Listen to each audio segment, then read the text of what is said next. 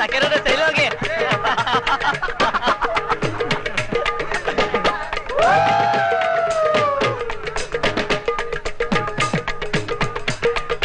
ചക്കരേ, യോ എവനെന്ത് പറ്റി? ചക്കര ചായ. അയ്യോടാ, എന്തോ പറ്റിയടിയാ?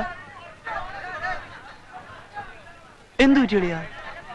सन 1945 में जब गांधी जी ने बसबाड़ा जेल में था, जेल के सुपरिंटेंडेंट ने उसको मारा. गांधी जी ने कहा यहाँ भी मारो. ആ രംഗം സദാ മനസ്സിൽ ഓർക്കുന്നതുകൊണ്ട് തൽക്കാലം നിന്റെ ഒന്നും അച്ഛന് പറയുന്നില്ല. അയ്യോ, ചക്കരയ്ക്ക് ഭ്രാന്ത്.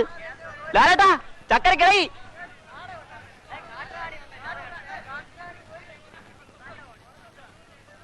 Good morning. എന്ത് പറ്റി? ഇന്റലക്ച്വൽ ആകാനുള്ള ശ്രമമാണ്. ചളമാക്കരുത്.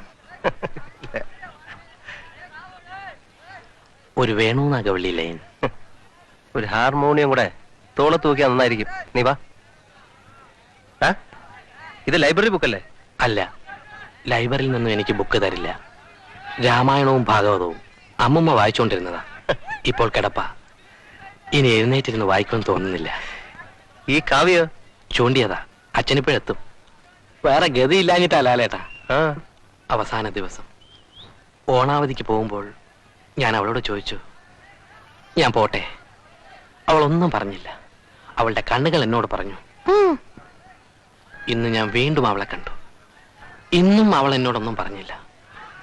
ആ കണ്ണുകൾ വീണ്ടും എന്നോട് പറഞ്ഞു, നമുക്ക് പാർക്കാൻ മുന്തിരിത്തോപ്പുകൾ. എന്റെ കണ്ണുകൾ അവളോട് ചോദിച്ചു, സുഖമോ ദേവി? ദേശാടനക്കിളി കരയാറില്ല, കരിയിലെ കാറ്റുപോലെ. എന്നെന്നും കണ്ണേട്ടന്റെ. അങ്ങനെ 3-4 പറഞ്ഞതാ. അവക്കൊരു സഹോദരനുണ്ട്, അറിയോ? ഒരിടത്തൊരിടത്തൊരു ഫയൽവാൻ. വെറുതെ അല്ലേ, ചോദിച്ചു നോക്ക്. ചക്കരേ, ചക്കര നിന്റെ അച്ഛൻ.